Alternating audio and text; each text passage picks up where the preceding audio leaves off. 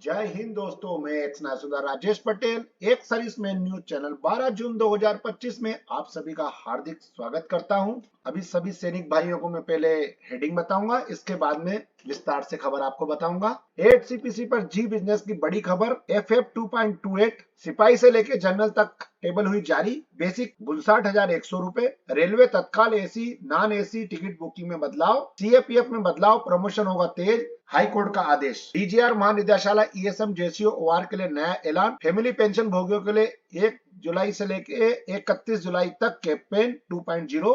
X army security assistant 200 supervisor नई भर्ती। खबर में आपको विस्तार से बताऊंगा। भारतीय सेना के लिए 8वें वेतन आयोग के वेतन अनुमान 2.28 फिटमेंट फैक्टर पर NCO JCO major colonel brigadier अन्य रैंकों के मूल वेतन अनुमान देखें। भारतीय सेना 8वें वेतन आयोग के वेतन अनुमान। 8वें वेतन आयोग भारत भर के लाखों केंद्रीय सरकारी कर्मचारियों के लिए उम्मीद लेकर आया है, क्योंकि उल्लेखनीय वेतन वृद्धि की। इसमें अंदर एनसीओ जेसीओ और अफसर्स के बारे में एक टेबल जारी की गई है, जिसके बारे में आपको आगे बता रहा हूँ। यह टेबल जिसमें जूनियर नॉन कमीशन ऑफिसर, गैर कमीशन अधिकारी, जेसीओ के लिए मूल वेतन संरचना इस प्रकार से है। सिपाही 21,700 रुपए से लेकर तो 59,100 रुपए होगी। नायक की 25,500 रुपए से लेकर 81,100 रुपए। हवलदार 29,200 रुपए से लेकर 92,300 रुपए। जूनियर कमीशन प्राप्त अधिकारी जेसीओ के लिए मूल वेतन संरचना, नायब सूबेदार 35,400 रुपए से लेकर 1,12,000। सूबेदार साहब का 44,900 से 1,42,000। सूबेदार मेजर साहब का 47,600 से 1,51,000 रुपए। बाकी नीचे कमीशन प्राप्त अधिकारियों के लिए वेतन मान है, तो ये मैं आप चाहूंगा कि वो तो अपने आप ही देख लेते हैं। बाकी मैं आप लोगों को अपना बता रहा हूँ, ये आप लोग देखिए। ये वेतनमान जो है ये जी न्यूज के हिसाब से मैं बता रहा हूं आपको, ये कोई कंफर्म नहीं है, लेकिन इस प्रकार का ढांचा तैयार किया गया। 1 जुलाई से आईआरसीटीसी की वेबसाइट और ऐप पर केवल आधार सत्यापित उपयोगकर्ता ही तत्काल टिकट बुक कर सकते हैं। जो पहले टिकट जो है एजेंट लोग बुक करते थे, आजकल वो 30 मिनट तक उनका बुकिंग नहीं होगा, और अब डायरेक्ट ऑनलाइन आप खुद भी टिकट बुक कर सकते हो। उसके लिए आपको 30 मिनट का टाइम मिलेगा। 30 मिनट के बाद में जो है अधिकृत एजेंटों के लिए बुकिंग शुरू होगी। तो इसमें आधार ओटीपी लगेगा, और जिसका आधार है वही इसमें टिकट बुक कर सकेगा।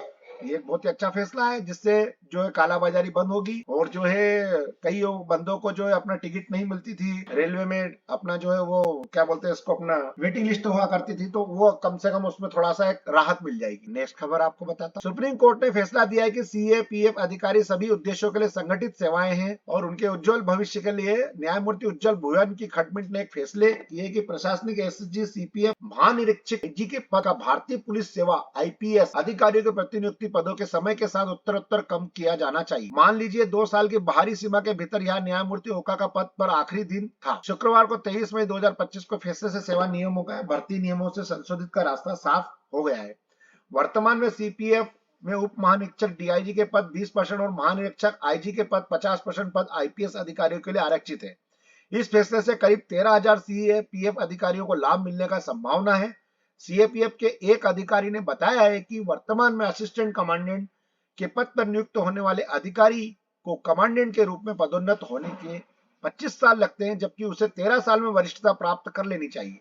डीआईजी रैंक के अधिकारी ने बताया कि वह 31 साल की सेवा के बाद इस पद पर पहुंचते हैं, जबकि इसके लिए 21 साल का कार्यकाल आवश्यक होना चाहिए। तो ये कोर्ट का फैसला है, बहुत ही सराहनीय कदम है। ये भी एक, मैं इसका स्वागत करता हूँ। ये एक अपना ESM can directly registered common service centre ES officially website का ये वेबसाइट दे रखी है। पुनर्वास महानिदेशालय के थ्रू आप इसके अंदर अप्लाई कर सकते हैं। खबर, केंद्रीय मंत्री डॉक्टर जितेंद्र सिंह पेंशन और पेंशन भोगियों कल्याण विभाग डीओपीडब्ल्यू द्वारा पारिवारिक पेंशन भोगियों और अति वरिष्ठ पेंशन भोगियों की शिकायतों के निवारण के लिए महीने भर के चलने वाले विशेष अभियान 2.0 का शुभारंभ करेंगे। इसमें पेंशन भोगियों, अति वरिष्ठ पेंशन भोगियों के लिए डीओपीडब्ल्यू स्पेशल कमीशन फैमिली पेंशन 2.0 अभियान शुरू करेंगे। इसके बारे में पूरा बताया गया है और पोर्टल के बारे में भी इसमें जानकारी दी गई है, तो आप लोग इसको पूरे लेटर को पढ़ सकते हैं। इसकी डेट है 1 जुलाई से लेकर 31 जुलाई के बीच में दौरान इस विशेष अभियान का 2.0 शुरू करने का निर्णय लिया गया है। खबर, अब वैकेंसी की एक खबर है अपने पास। Terror security service private limited, contribution name of post है ex army security assistant. Physically security job function होना चाहिए, फिजिकली सिक्योरिटी होगी। Additional job information watch and ward physically fitness shape 1 character exemplary only GDA rank. Retirement 2020 होना चाहिए। इसके बाद number of vacancy 200 है।